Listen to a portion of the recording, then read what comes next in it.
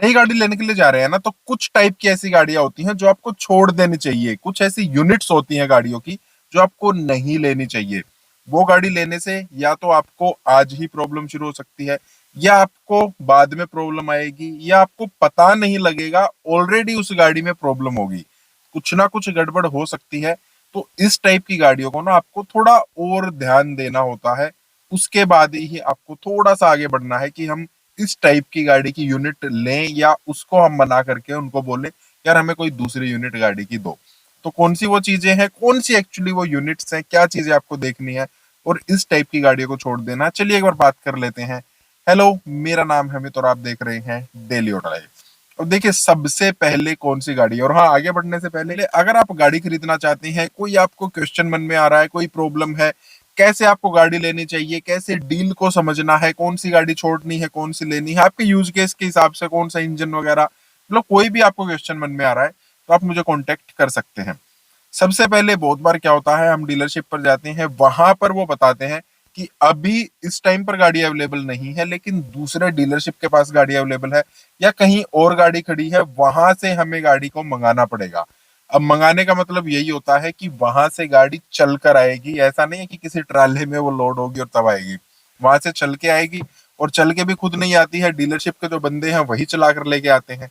और जो उनका चलाने का तरीका होता है ना किसी भी गाड़ी का, आप कभी देखना, अगर कोई डीलरशिप का बंदा गाड़ी चला रहा है, नई गाड़ी इधर से उधर कहीं जा रही है, रोड्स पर हम अक्सर देखते हैं, तो उनको चलाने का तरीका देखना, बहुत रफ एंड टफ वो चलाते हैं। अगर रास्ते में कहीं हाईवे आता है तो हाईवे पर जितनी उनकी लिमिट है, मतलब जहां वो हाईवे अलाउ कर रहा है, ऐसा नहीं कि हाईवे पर अगर 100 की अलाउड स्पीड है तो वो 100 की स्पीड पर चलाएंगे, नहीं। हाईवे की कंडीशन के अकॉर्डिंग अगर वहां पर 150 चलाने के लायक जगह उनको दिख रही है ना, तो 150 भी उसको भगाते हैं और खूब ड्राइव करते हैं। उससे क्या होता है, उस गाड़ी के कुछ मूविंग पार्ट्स होते हैं, हर गाड़ी में होते हैं, इंजन में बहुत सारे पार्ट्स होते हैं, गियर बॉक्स होता है, तो वहां पर ना काफी सारे मूविंग पार्ट्स होते हैं, और वो पार्ट्स जब नई गाड़ी होती है, बिल्कुल नई फ्रेश होती है, तो वो पार्ट्स थोड़े से घिसते हैं, और वो इवनली घिसने चाहिए। ये चीजें कंपनी भी बोलती है, जो इनकी बुकलेट होती है वहां पर भी लिखा होता है कि पहले 1000 किलोमीटर 1500 किलोमीटर आपकी गाड़ी का जो है नॉर्मल पेड़, आप इसको मान सकते हैं। और वहां पर आपको गाड़ी प्यार से चलानी है, लगातार एक ही स्पीड में नहीं चलानी है, बहुत ज्यादा रेव नहीं करना है, बहुत ज्यादा हाई स्पीड में नहीं चलानी है। गाड़ी को हर गियर में थोड़ा थोड़ा आपको हल्की स्पीड में चलाते रहना होता है। लेकिन वो लोग ऐसा नहीं करते हैं, वो गाड़ी को बिल्कुल भगा कर लेकर आते हैं, खूब रेव करते हैं, जो पार्ट्स इवनली घिसने चाहिए वो अनइवन तरीके से घिस जाते हैं, और गाड़ी की पूरी लाइफ खराब हो जाती है। उस गाड़ी में कुछ ना कुछ प्रॉब्लम आ सकती है, या तो इंजन से रिलेटेड कोई आ जाएगी, गियर बॉक्स से रिलेटेड कोई आ जाएगी, मतलब आने वाले टाइम में, ऐसा नहीं कि कल ही आ जाएगी, कुछ सालों बाद वो प्रॉब्लम आ सकती है, या हो सकता है परमानेंटली आपकी गाड़ी के जो माइलेज है वो ड्रॉप हो जाए। तो इस टाइप की गाड़ी अगर वो बोल रहे हैं कि कहीं और से चला कर लेके आएंगे, 50 किलोमीटर तक फिर भी चल जाता है, या कहीं थोड़ी सी भीड़ भाड़ इलाके में वो लेकर आ रहे हैं वो फिर भी चल जाता है।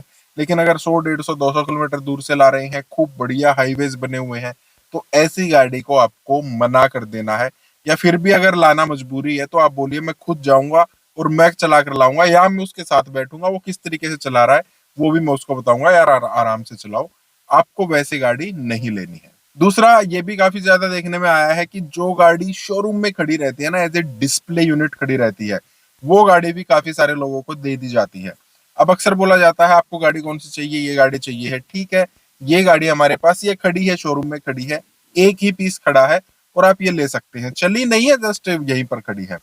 तो उस गाड़ी को भी आप अच्छे से ना थोड़ा देख लीजिए, कहीं उसमें दिक्कत बाजी तो नहीं आ गई है। ऐसी गाड़ियों में दिक्कतें क्या आती हैं, अब देखिए दिन में बहुत सारे कस्टमर आते हैं। अब जो भी गाड़ियां शोरूम में, जितनी भी गाड़ियां खड़ी होंगी ना, मान लेते हैं मैं मारुति के शोरूम में चला गया हूँ, वहां पर लेनी मेरे को ब्रेजा है, मैं ब्रेजा तो देखूंगा ही, बाकी शोरूम के अंदर जितनी गाड़ियां खड़ी होंगी, वहां स्विफ्ट भी खड़ी होगी, वैगनार भी खड़ी होगी, जो भी खड़ी होगी ना, उन सबको भी मैं खोल के देखता हूँ, बैठ के देखता हूँ। अब लेनी हमें ब्रेजा है, लेकिन हम स्विफ्ट भी देख रहे हैं, अब कोई स्विफ्ट वाला आएगा उसको वो वाली यूनिट दी जा रही है जो वहां पर खड़ी है, मतलब दिन में बहुत सारे कस्टमर्स आते हैं, सब उसका दरवाजा खोलते हैं, उसमें बैठते हैं, गाड़ी स्टार्ट तो करते नहीं है, उसके गियर जो है चेंज करके देखते हैं, क्लच बार बार दबाते हैं, ब्रेक पेडल दबाते हैं, एक्सेलेटर दबा कर देखते हैं, कभी कुछ खोल रहे हैं, कभी कुछ कर रहे हैं, सीट आगे पीछे कर रहे हैं, मतलब वो गाड़ी बहुत ज्यादा बगैर चले भी काफी ज्यादा वो गाड़ी यूज हो चुकी है। उसके दरवाजे बार बार खुल रहे हैं, बूट को खोल कर देख रहे हैं, लाइट ऑन ऑफ हो रही है, बोनट को खोलेंगे,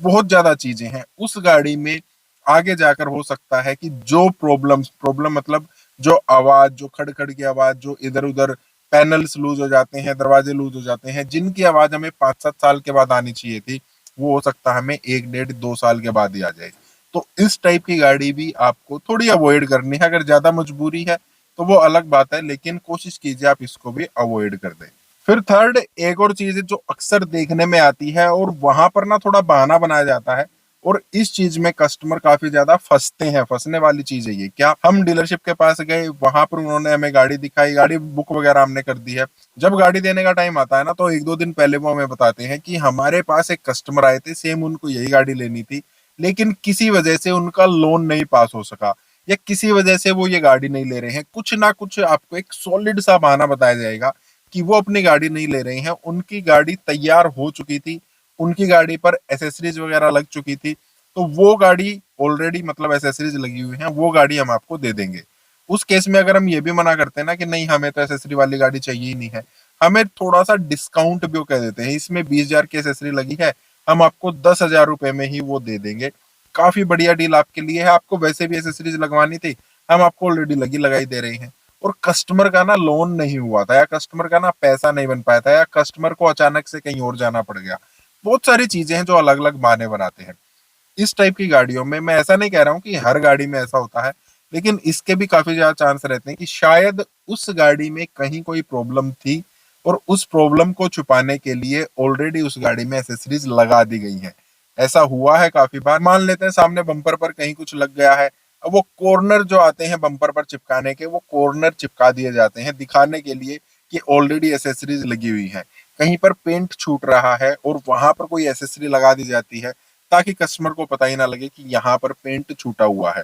तो ऑलरेडी अगर किसी गाड़ी में एसेसरीज लगी हैं, वो आपको बोल रहे हैं कि कस्टमर के साथ ये था वो था, उसने छोड़ दिया, हम आपको डिस्काउंट देंगे, तो आपको ना थोड़ा शक की नजर से देखना है। और हो सके तो थोड़े बहुत डिस्काउंट मिल रहा है, उस डिस्काउंट के लालच की वजह से आपको ये गाड़ी नहीं लेनी है, छोड़ देनी है। और last but not the list, ये भी काफी ज्यादा चल रहा है। आप कोई गाड़ी ले रहे हैं, डिलीवरी का टाइम आ गया है, डिलीवरी से पहले आपको गाड़ी दिखाई नहीं जा रही है, जानबूझकर डिलीवरी को डिले किया जा रहा है, जानबूझकर धीरे धीरे हम शाम की तरफ बढ़ रहे हैं, ताकि आपको कस्टमर को थोड़ा सा ये रहे यार हमें घर भी जाना है, गाड़ी लेकर जाना है, या गाड़ी की डिलीवरी थोड़ी अंधेरे में हो रही है, या जल्दबाजी दिखा रहे हैं कि आप फटाफट गाड़ी ले जाओ, अगर कोई डॉक्यूमेंटेशन रह रहा है, अगर कोई और प्रोसेस रह रही है, कुछ भी है वो हम कल कर देंगे। आप समझ रहे हैं, अगर डिले किया जा रहा है जानबूझकर, अगर अंधेरे में आपको गाड़ी की डिलीवरी मिल रही है, जानबूझकर डिले टैक्टिक्स आपको समझनी पड़ेंगी। अगर ऐसा है तो वो गाड़ी भी आपको छोड़नी है, या आप ये कह सकते हैं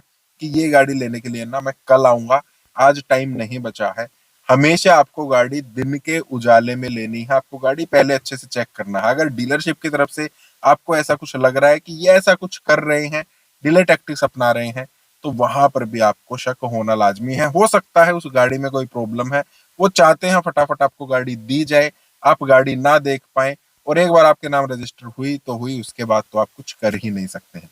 तो ये 4 चीजें थी, आपको इनका ध्यान रखना है। इस टाइप की गाड़ियों को थोड़ा अवॉइड कीजिए, शक करना है आपको इस टाइप की चीजों का। फिर से कह रहा हूँ, अगर आपको कोई प्रॉब्लम है, आप कोई हेल्प चाहते हैं गाड़ी लेने से रिलेटेड, तो आप मुझे कॉन्टेक्ट कर सकते हैं। बाकी इस टाइप के वीडियोस के फिर लाइक करना, चैनल को सब्सक्राइब करना। मिलते हैं student, thank you, bye bye.